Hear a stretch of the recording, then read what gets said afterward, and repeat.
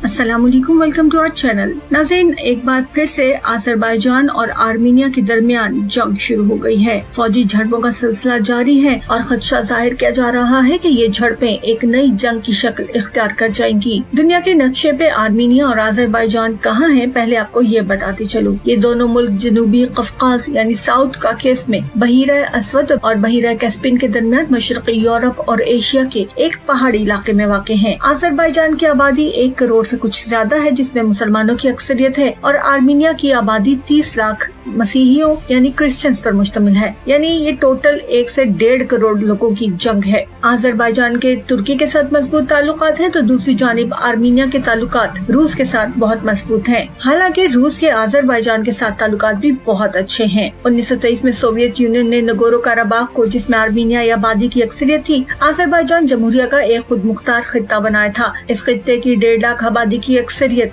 अब भी आर्मीनियाई है। आर्मीनिया और अज़रबैजान की जंग के हवाले से हम एक वीडियो में पहले भी बता चुके हैं कि किस तरह 1988 में नगोर्नो काराबाख में नस्ली आर्मीनियाई बाशिंदों ने आर्मीनिया की हुक्मरानी के लिए तहरीक शुरू की, जिससे नस्ली कशीदगी को हवा दी और 1991 में इस खित्ते ने बाज़ाब्ता तौर पर आजादी का ऐलान कर दिया। तो आर्मीनिया और अज़रबैजान के दरमियान जंग छिड़ गई, जिसके नतीजे में तकरीबन 30,000 हलाकतें हुई और लाखों अफराद नकल मकानी पर मजबूर हो गए। 1993 तक आर्मीनिया ने नगोर्नो काराबाख और अज़रबैजान के आसपास के बहुत से इलाकों पर कब्जा कर लिया था। नगोर्नो काराबाख अज़रबैजान का हिस्सा रहा है, लेकिन इस जंग के बाद से ज्यादातर एक अलहदगी पसंद खुद साख्ता जमहूरिया के ज़ेर इंतजाम है, जिसे आर्मीनियाई नस्ल के लोग चलाते हैं और उन्हें आर्मीनियाई हुकूमत की हिमायत हासिल है। आर्मीनिया और अज़रबैजान के दरमियान सितंबर और नवंबर 2020 के दरमियान एक और जंग हुई थी। 1994 में रूस ने जंग बंदी की सालसी की थी और इस जंग बंदी के बाद आर्मीनिया और अज़रबैजान के दरमियान सितंबर नवंबर 2020 के दरमियान एक और जंग हुई थी। इस बार अज़रबैजान को तुर्की की हिमायत हासिल थी, इसलिए उसका पलड़ा भारी रहा और उसने नगोर्नो काराबाख के बड़े हिस्सों पर मुकम्मल कंट्रोल हासिल कर लिया। रूस की सालसी में होने वाली जंग बंदी के तहत आर्मीनिया ने वहाँ से फौजियों को वापस बुला लिया और तकरीबन 2000 रूसी अमन दस्ते जंग बंदी की निगरानी के लिए खित्ते में तैनात किए गए। इस जंग में 6600 से ज्यादा अफराद हलाक हुए थे। दोनों मुल्कों के रहनुमा नगोर्नो काराबाख के लिए अमन मुआहदे पर दस्तखत करने के लिए कई बार मुलाकातें कर चुके हैं, लेकिन अभी तक को खास फायदा नजर नहीं आ रहा। अब सवाल ये है कि दोबारा झड़पें क्यों शुरू हुई हैं? इस बार झड़पों की वजह क्या है? तो गुज़िश्ता दिनों आर्मीनिया और अज़रबैजान की सरहद पर झड़पें फिर से शुरू हुई। इनके बारे में आर्मीनिया के वज़ीर आज़म निकोल पाशिन्यान का कहना है कि इनमें 49 आर्मीनियाई फौजी मारे गए हैं। आर्मीनिया का दावा है कि आज़री अफवाज ने अज़रबैजान की सरहद के करीब कई कस्बों पर गोलाबारी की और इसने अपनी गोलाबारी को आर्मीनिया के बड़े पैमाने पर इश्तिआल अंगेजी का जवाब करार दिया।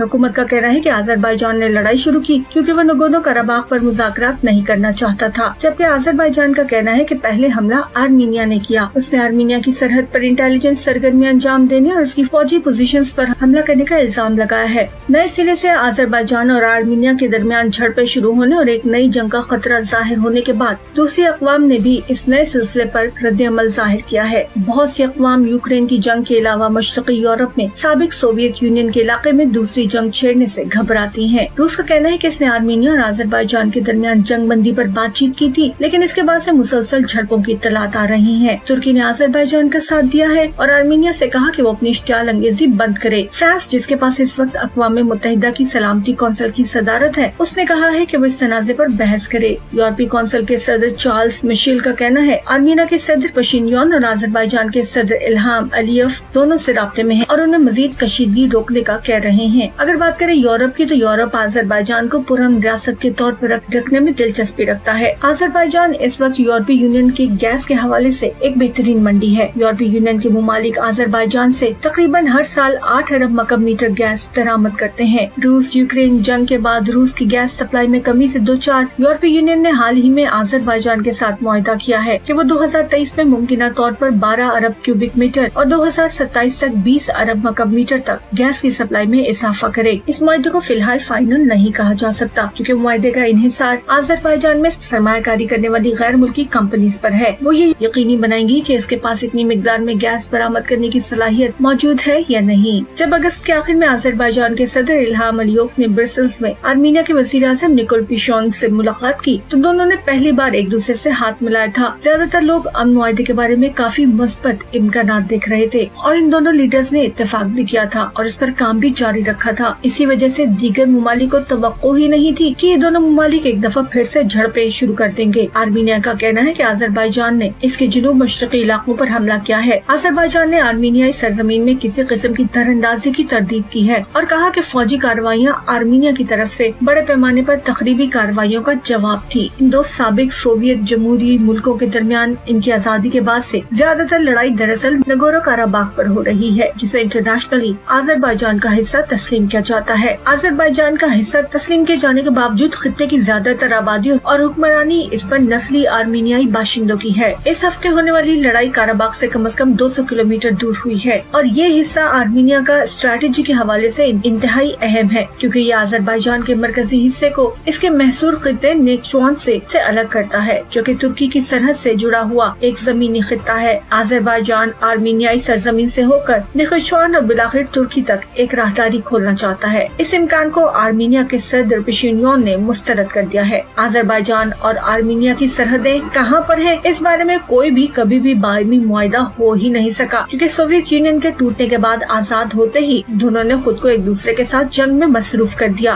और आज तक इन दोनों ममालिक की सरहदों का तायुन ही नहीं हो सका।